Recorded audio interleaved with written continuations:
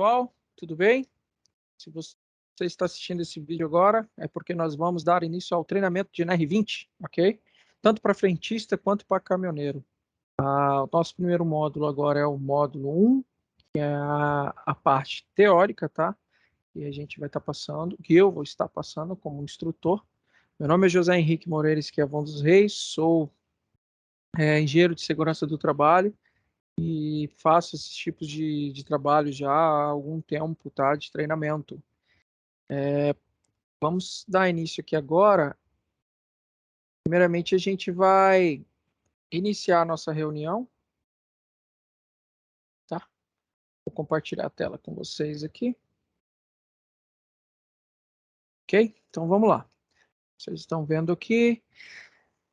Então, a relação de líquidos inflamáveis é NR20. Então, quando nós falamos sobre NR20, nós estamos falando de líquidos inflamáveis, tudo bem? Então, vamos lá. O que a gente faz, ou o que fazemos, né, em relação a isso? A importância do treinamento de NR20, ela é grandiosa, principalmente para as pessoas que vão ter o contato ali muito próximo do líquido inflamável, seja ele gasolina, diesel, seja GLP, né? Gás de cozinha também é considerado, tá? É muito importante porque você saber a reação e o perigo, o risco que nós temos em referente aos líquidos inflamáveis, eles são muito, muito importantes, ok?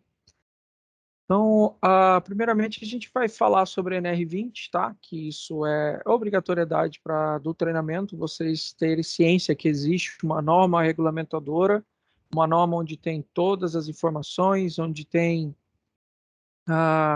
vários nichos de informações que para a relação da gestão de segurança contra líquidos inflamáveis, tá? A NR20 ela existe, assim como outras NRs, né, que possuem numeração. A 20 é dos líquidos inflamáveis. Nela ela estabelece todos os tipos de requisitos mínimos, tá, pessoal, para a gestão de segurança e saúde, quando a gente fala sobre os fatores de riscos de acidentes provenientes das atividades de líquidos inflamáveis, sendo ela extração, produção, armazenamento, transferência, manuseio e manipulação, ok? Então, os frentistas cabem aqui na transferência, porque eles estão fazendo um tipo de transferência, né, da bomba para os veículos, né? O armazenamento já vai referente às condições do caminhoneiro, né? Caminhoneiro que trabalha com esse tipo de transporte, tá? Tem que ter o treinamento, porque em caso de acidente, caso de risco, ou algum tipo de problema que possa acontecer, um sinistro, né? Esteja treinado para saber como reagir em cada situação, situações hipotéticas, situações que já ocorreram, então como reagir, né? Em determinadas situações, ok? Então, para a gente entender como podemos reagir contra, primeiro nós precisamos ter a informação do que é, né? Do que é o líquido inflamável, qual é o comportamento dele quando se incinera, qual é o risco, né, que ele traz em relação a quando há uma incineração ou a combustão, né, quais são os problemas que podem acarretar desse tipo de combustão, se for local fechado ou aberto, qual é o comportamento. Então, na NR20 nós vamos treinar, vou capacitá-los, né, a vocês estarem preparados para qualquer problema, tá, de risco, ok?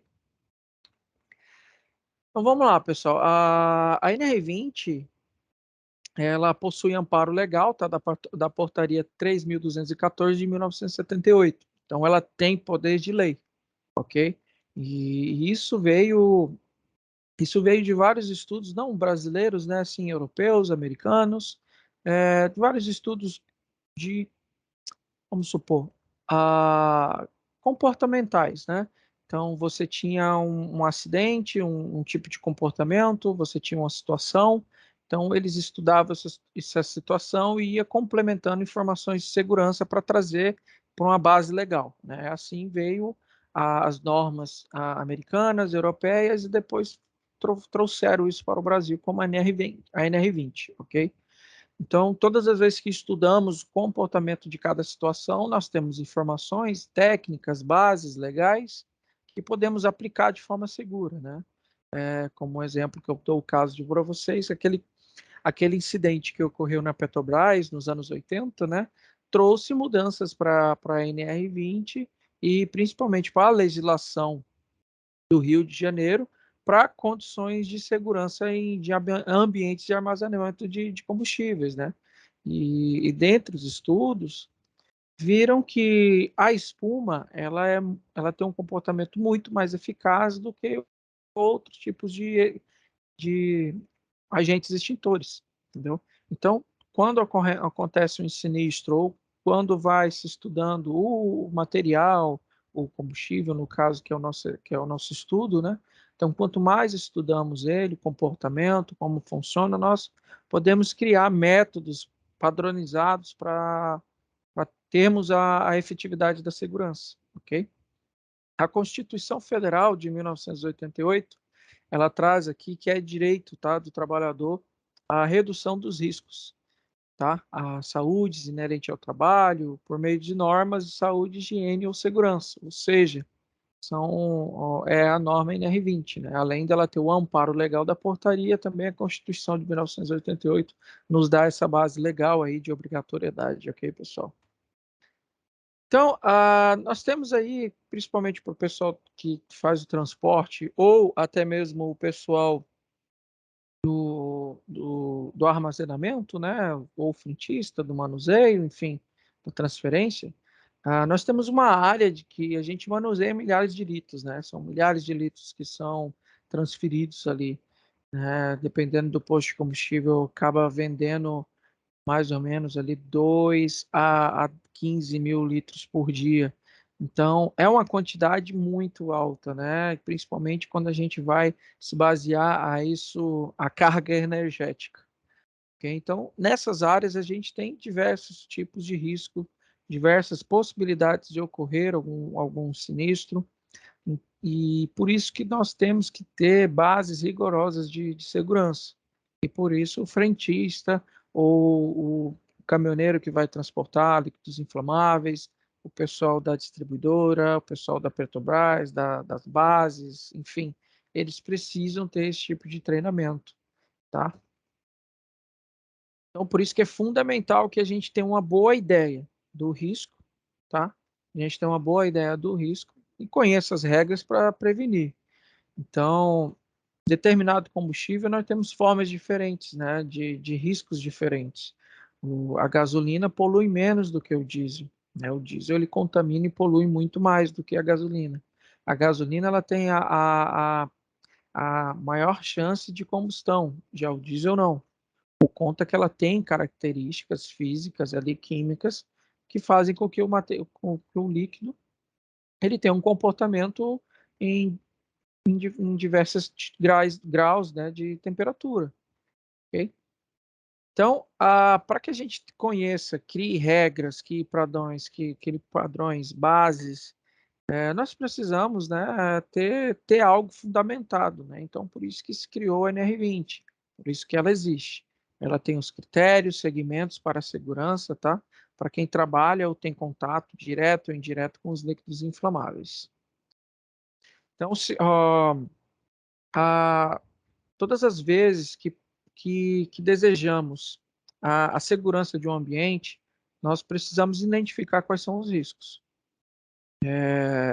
E podendo identificar os riscos, nós temos que ver qual é a influência do ser humano dentro desse meio. Né? Então, você dá um exemplo para vocês. Vocês têm um tanque de combustível aterrado, né? Seria muito diferente as condições de risco se fosse um tanque aéreo, né? Um tanque exposto. Você teria a condição de clima, choque mecânico, algum carro desgovernado, chega ele bate, o caminhão dá ré, encosta no tanque, racha o tanque. Então, assim, nós temos diversos tipos de riscos se o tanque fosse exposto. Por isso que o tanque ele é aterrado, porque ele traz mais segurança, ok? E além desses tipos de segurança de terceiros, né? segurança que são em condições humanas, né? Nós temos segurança também que debaixo da terra não tem oxigênio. Então, vai ser muito difícil entrar em combustão, entendeu? Então, estudando o comportamento do combustível líquido, ó, ele é muito inflamável, com contato com oxigênio, pode inflamar a baixas temperaturas. O que que podemos fazer? Então, trouxeram esse tipo de atividade, essa forma, né, simples, aterrar um tanque jaquetado com vários sistemas de antitransbordo, enfim, que traz mais segurança para não só para quem trabalha ali, mas para a região total, né? E por que ter esses tipos de atitudes? Porque justamente que vários estudos, assim como eu dou o exemplo aqui da Fundacentro, diz que 80% dos incêndios eles ocorrem por atos inseguros ou comportamentos inadequados cometidos pelas pessoas. Então você vê que é uma parcela muito, muito alta de acidente. E essa parcela total, ela envolve o ser humano, envolve o desconhecimento, a desatenção e o descuido, tá? Então, a maioria dos acidentes ocorreram por conta disso, ok, pessoal? E para gente trabalhar em cima disso aqui, ó, desconhecimento, o descuido e a desatenção, a gente só consegue se for por treinamento, tá, pessoal? Só conseguimos fazer isso aí se formos treinados, ok? Então, a NR20, ela tem vários anexos, ela tem outras aplicabilidades também, referente à periculosidade e à insalubridade. Então, assim, os frentistas recebem por periculosidade e estão protegidos por aposentadoria especial, de acordo com o INSS, tá? Por conta da insalubridade, ok? Mas ele recebe periculosidade, porque a periculosidade tem a parcela maior sobre o salário mínimo, então a lei diz que sempre tem que beneficiar o trabalhador. Então, por isso que recebe, todo frentista, caminhoneiro recebe por periculosidade e não por insalubridade, ok? Então, pessoal, quando a gente fala de extração, quando a gente fala de produção, falamos de armazenamento, transferência, manuseio e manipulação dos inflamáveis, a gente sempre está falando de risco. E todas essas etapas aqui, elas precisam passar por várias legislações, várias normas, né, vários outros problemas, ou problemas não, várias outras burocracias, né, que às vezes se tornam um problema, mas várias outras burocracias, ok? De etapas de projeto, construção, montagem, operação, manutenção, inspeção, desativação, tá? Todas essas etapas aqui, elas podem estar ligadas estão ligadas, né, a todo tipo de empreendimento que mexe com extração, produção, armazenamento, transferência e manuseio de líquidos inflamáveis, ok? Ok? Então, o posto, ele sempre passa por um projeto, ok? Então, vai ser projetado de forma segura, seguindo normas, seguindo leis, ok? Depois vai passar pela construção, vai tirar o habite, o alvará para construir, ok? Depois da montagem, ele passa aqui por licença ambiental, licença da ANP, projeto de incêndio e pânico, projeto de SPDA, que é proteção contra descarga atmosférica. Aí ele passa para a operação, depois que tiver todas essas documentações, aí pode operar, né? E a cada semestre, anualmente, a cada 2 anos, ou a cada 4 anos, dependendo do tempo que o posto está em atividade, temos diversos tipos de atividades de manutenção, como manutenção das bombas, ok? Nós temos manutenção dos tanques, certo? E todas essas etapas aqui são obrigatórias, tá? São obrigatórias a quem tiver uma dessas atividades aqui. Então, o grande objetivo, o maior objetivo, então, da NR20 é estabelecer quais são os requisitos mínimos para a gestão de segurança. Então, qual que é o mínimo que precisa ter, ok, para trazer segurança no trabalho, segurança às pessoas envolvidas, evitar fatores de riscos de acidentes relacionados às atividades. Então, um exemplo para vocês, se tem como a gente trabalhar para evitar acidentes de trânsito, é muito difícil, né? Então, a primeira coisa que temos é o treinamento, a pessoa é treinada a aprender a dirigir, aprender as normas, as sinalizações, né? Para ter uma base, para ser fundamentado, ter uma base para que ande com mais segurança, né? E depois disso, tira a carteira e pode dirigir. Mas ainda assim vai estar 100%, como se diz, protegido por questões de acidente? Não vai. Então, nós entramos com outros métodos de segurança, como o cinto de segurança, o airbag. Então, aqui na NR20 não é muito diferente. Então, nós temos os tanques que já são aterrados para evitar contato com oxigênio, contato de efeitos adversos, humanos ali, para não estar muito exposto, né? Nós já temos esse tipo de proteção. É 100%? Não é. Então, para as pessoas que estão ali, o que precisamos fazer? Capacitar, né? Capacitar para saber agir em caso de emergência, agir em caso de alguma situação, ou agir para que evite, né, ou alguns problemas futuros, ok? Então, por isso que a importância é essa do treinamento, ok? Então, qual que é o risco que nós temos, né, no posto de combustível? E esse tipo de transferência temporária, ela envolve vários riscos. Então, a todo momento, a todos os dias, a gente tem exposição desses riscos, ok? E essas exposições desses riscos aí a gente sempre tem que estar atento.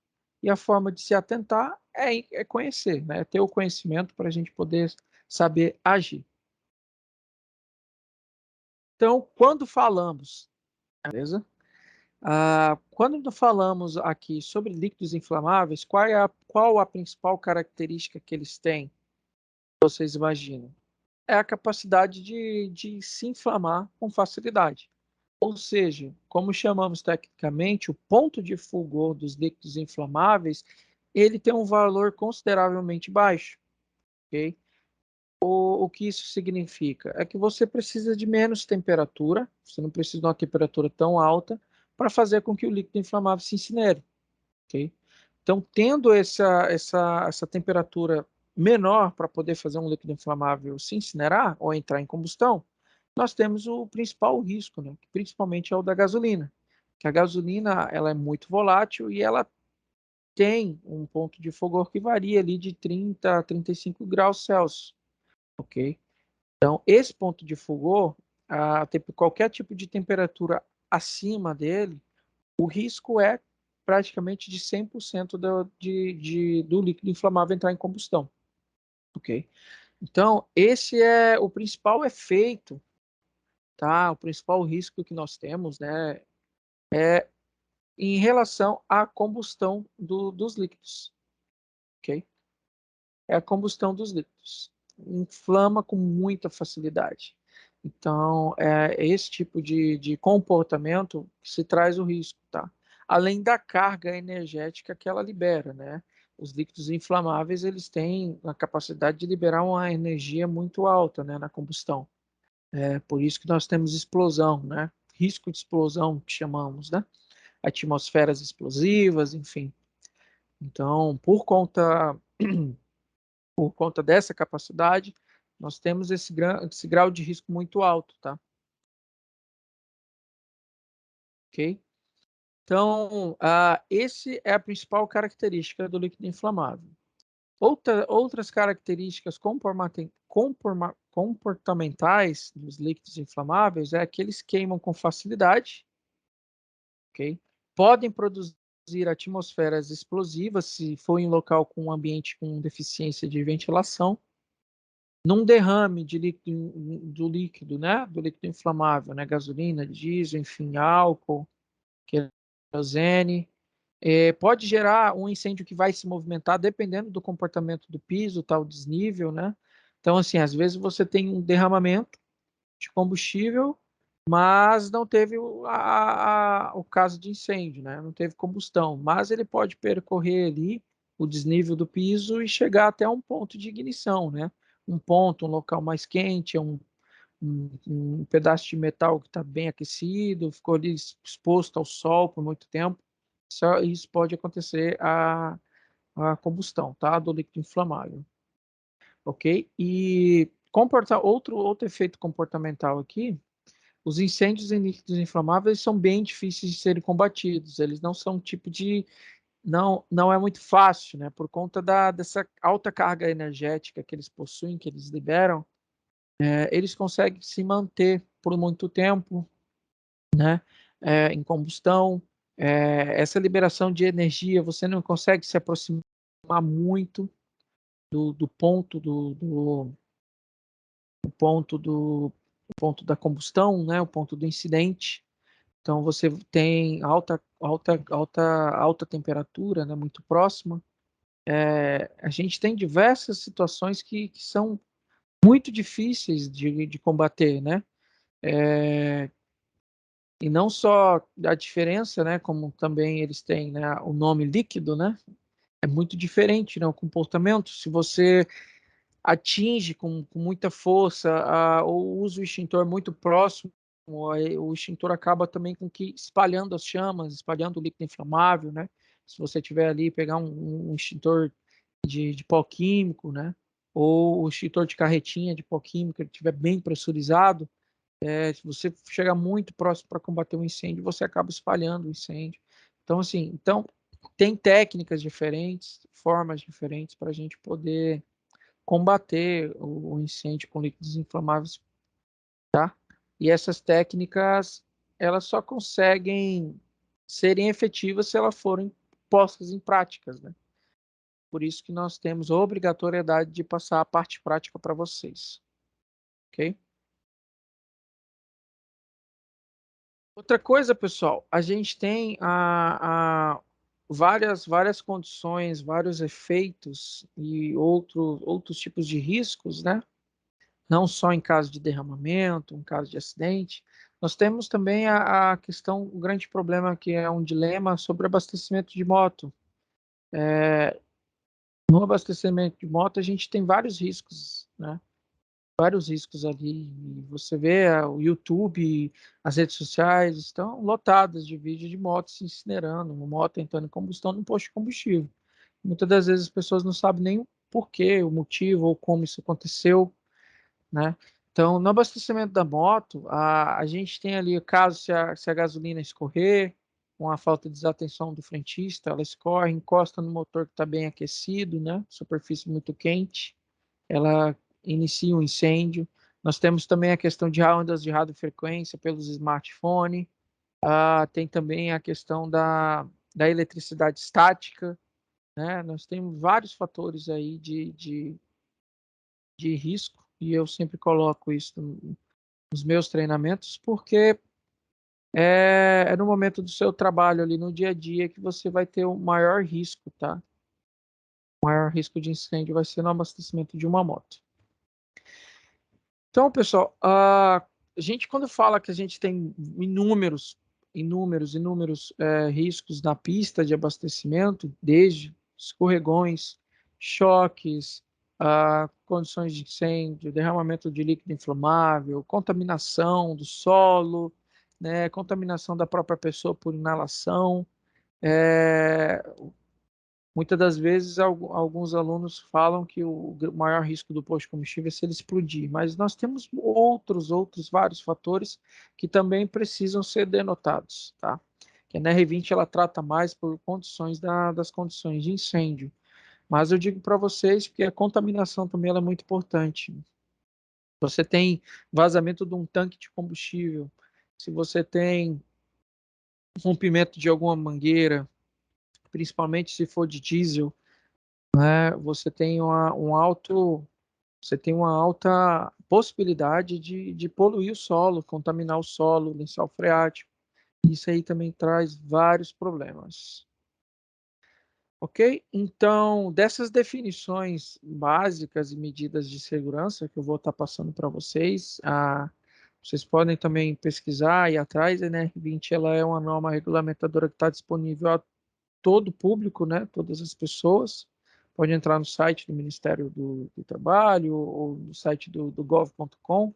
Você coloca a pesquisa lá NR20, ela vai trazer para você fazer download ou fazer uma leitura, porque é muito importante que vocês façam isso também. E eu vou deixar para a tarefa de casa para vocês lerem a NR20, tá? Que na nossa próxima aula a gente vai fazer, eu vou estar passando o link para vocês da prova, ok? A prova sobre a NR20, então eu gostaria que vocês fizessem a leitura da NR20 como tarefa de casa, para que a gente possa ter um conhecimento não só, né, passado por mim, mas que vocês leiam, interpretem, vejam os detalhes é, com mais, com mais ciência, para que vocês estejam craques aí, para que a gente possa dar continuidade nas nossas aulas, ok?